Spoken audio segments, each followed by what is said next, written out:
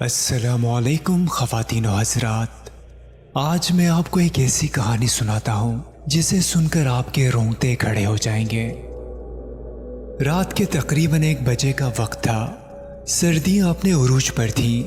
میں مہر پور گاؤں جانے کے لیے بس سٹاپ پر اتر چکا تھا۔ بس سٹاپ پر موجود اکا دکا چھوٹی موٹی دکانیں بند ہو چکی تھیں۔ کسی بشر کا شبہ تک نہیں ہوتا تھا۔ دسمبر کی یخ بستہ چلنے والی ٹھنڈی ہواؤں نے ہر طرف ہو کا عالم طاری کر رکھا تھا۔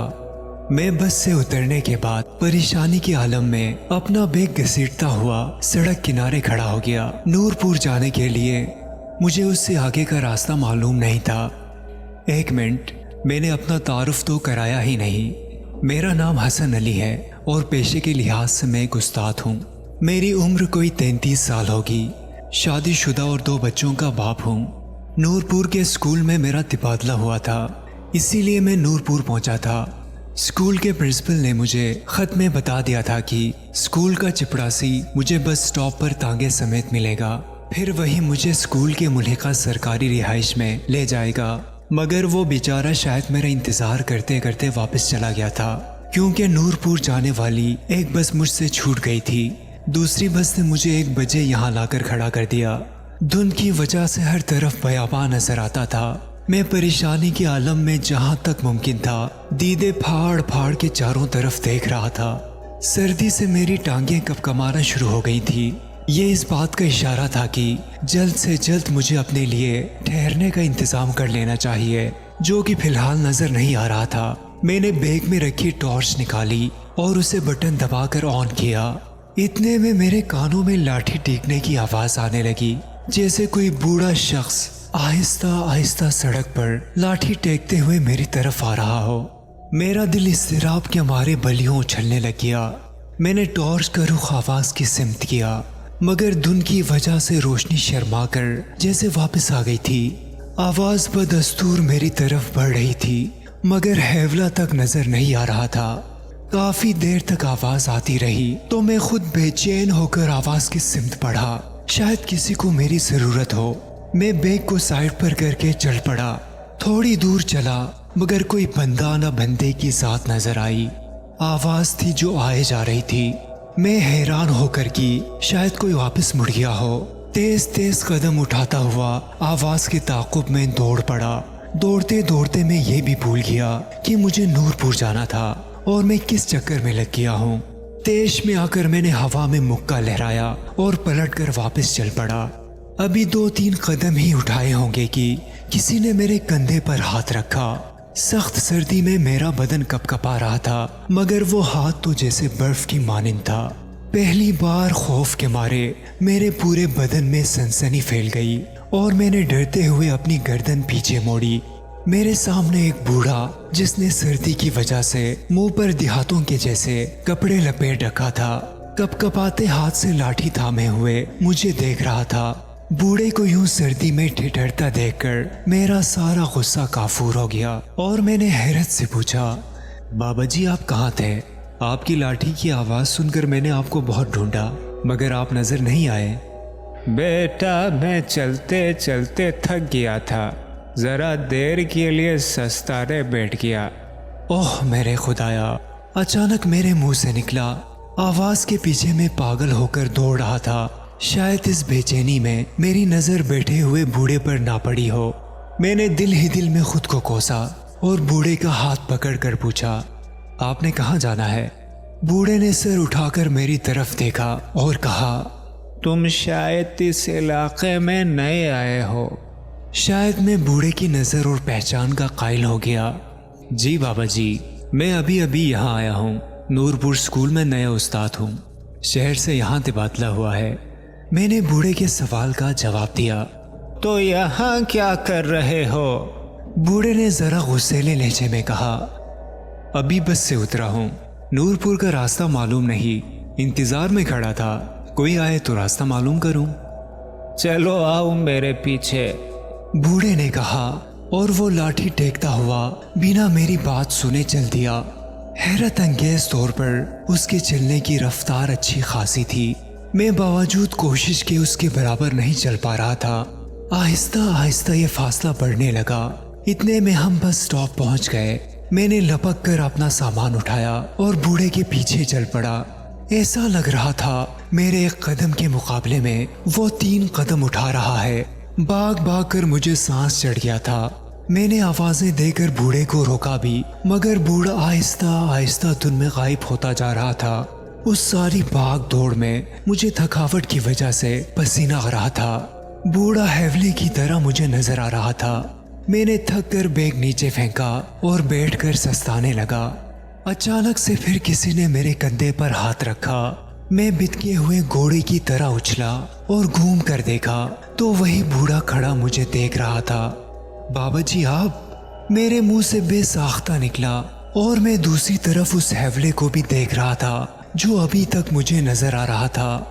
پیاس لگی ہے یہ پی لو۔ اس نے ایک بوتل مجھے تھما دی۔ میرا گلا خشک ہو رہا تھا۔ میں نے جلدی سے ڈھکنا کھولا اور بوتل منہ میں لگا کر غٹا غٹ پینے لگ گیا۔ پانی کا ذائقہ مجھے ذرا نمکین لگا اور گاڑھا بھی۔ میں نے بوتل منہ سے ہٹا کر ٹارچ کی روشنی میں دیکھی تو فوراً قے آ گئی۔ بوتل میں لیسدار گاڑھا خون تھا۔ میں نے کھانستے ہوئے زور لگا کر قے کی اور سارا خون باہر نکال کر رکھ دیا اور غصے سے بوڑھے کو دیکھا جو میری کیفیت دیکھ کر قہقہا لگا رہا تھا اور ساتھ ہی اپنے چہرے سے لپٹا ہوا کپڑا اتارنا شروع کر دیا۔ جیسے جیسے وہ کپڑا اتار رہا تھا وہ کپڑا خون آلود ہو رہا تھا۔ پورا کپڑا اس کے چہرے سے اتر چکا تھا۔ اس کی خوفناک شکل دیکھ کر میرے اوزان خطا ہو گئے۔ منہ پر صرف دانت تھے جن سے خون رس رہا تھا۔ اوپر نیچے کے دونوں ہونٹ غائب تھے۔ ناک کی جگہ بس گڑھے تھے۔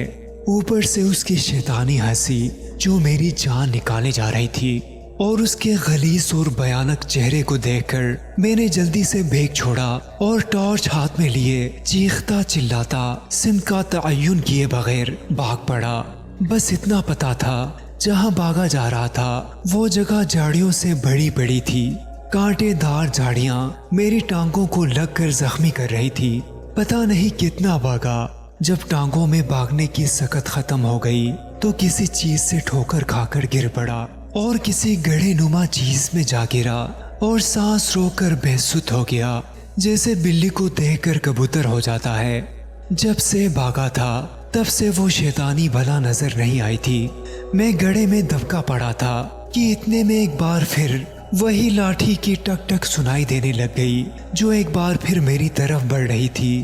سر سے پاؤں تک جسم کے بال مارے خوف کے کھڑے ہو گئے تھے۔ جی کرتا تھا زور زور سے چلاؤں، ساری دنیا کو اپنی مدد کے لیے بلاؤں۔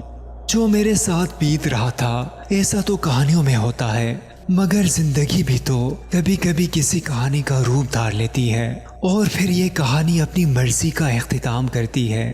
میں نے ہاتھ میں پکڑی ٹارچ لائٹ آن کر کے گڑھے میں روشنی کی تو نیا دھچکا لگا۔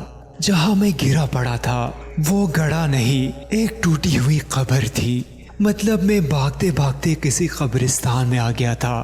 قبرستان کا سوچ کر خوف کی ایک اور لہر پورے جسم میں پھیل گئی۔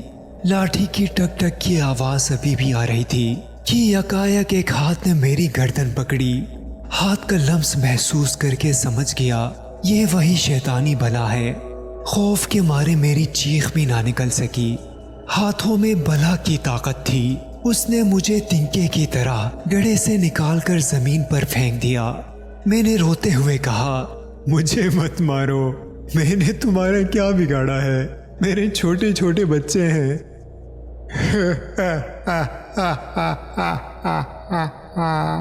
اس نے ایک لمبا قہقہا لگایا اور بولا، مجھے پیاس لگی ہے، تیرا خون پینا ہے۔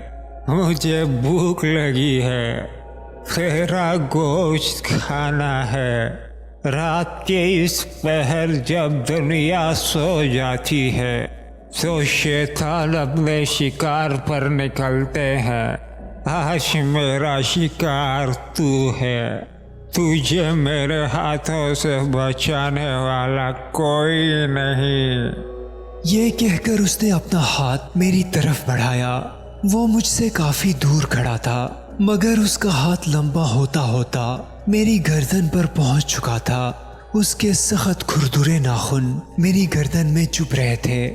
میں نے اس کا ایک ہاتھ پکڑا اور جھٹکا دے کر اپنی گردن آزاد کروائی اور ایک بار پھر کانپتی ٹانگوں سے بھاگنا شروع کر دیا۔ دہشت اور خوف کے مارے قبروں سے ٹکرا ٹکرا کر بار بار گر رہا تھا۔ بھاگتے بھاگتے میری نظر قبرستان میں آگے درختوں پر پڑی۔ وہاں چھوٹے چھوٹے بچے پرندوں کی مانند ٹہنیوں پر بیٹھے مجھے گھور رہے تھے۔ ان کی الوؤں جیسی بڑی بڑی آنکھوں میں بلا کا طلسم تھا جو میری طاقت کو شل کر رہا تھا۔ اسی اثنا میں میرا وجود کسی سے ٹکرا گیا۔ پورا قبرستان میرے منہ سے نکلنے والی چیخوں سے گونج اٹھا۔ میں گر کر اٹھ کھڑا ہوا۔ سامنے جو دیکھا تو ایک سفید کپڑوں میں ملبوس نورانی چہرے والے ایک بزرگ کھڑے تھے۔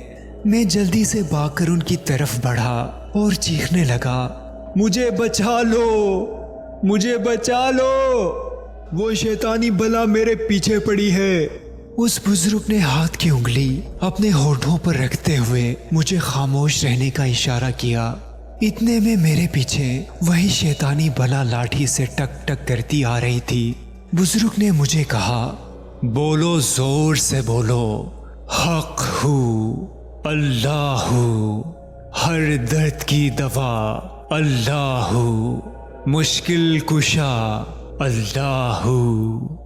جیسے اس کے منہ سے ہو کی آواز نکلی، درختوں پر بیٹھے بچوں نما پرندے پھڑ پھڑا کر اڑنے لگے۔ پورے قبرستان کی فضا ان سے بھر گئی۔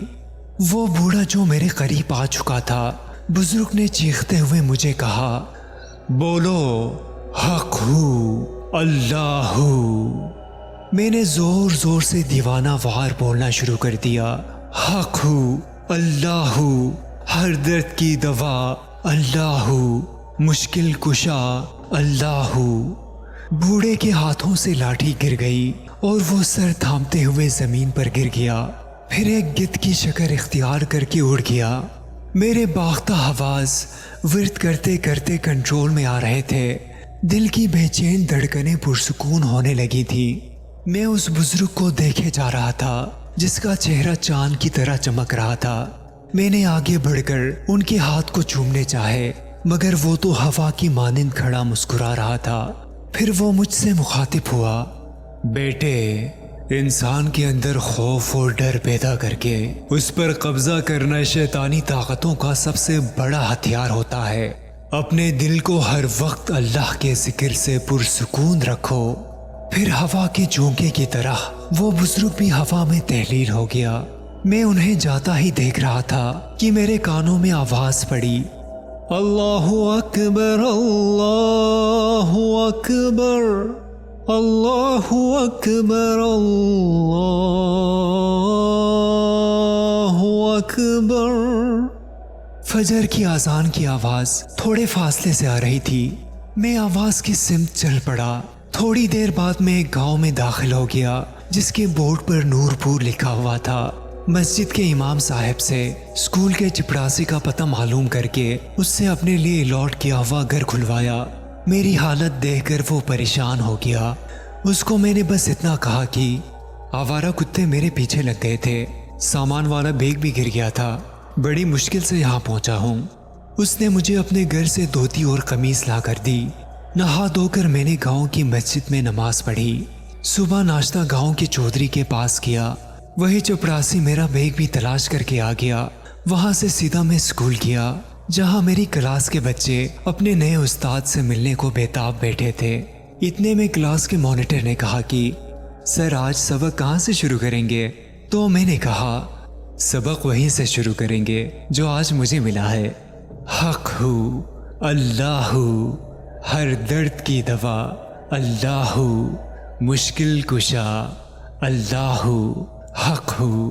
تھوڑی دیر کے بعد کلاس کے سب بچے دیوانہ وار یہ ورد دہرا رہے تھے۔ دوستو، ہم امید کرتے ہیں کہ ہماری آج کی ویڈیو آپ کو پسند آئی ہوگی۔ ہمارے چینل کو سبسکرائب کریں اور ہمارے چینل کو زیادہ سے زیادہ شیئر کریں، اور آنے والی ویڈیو تک کے لیے اپنے میزبان سجیل شریف کو اجازت دیجیے۔ اللہ نگہبان۔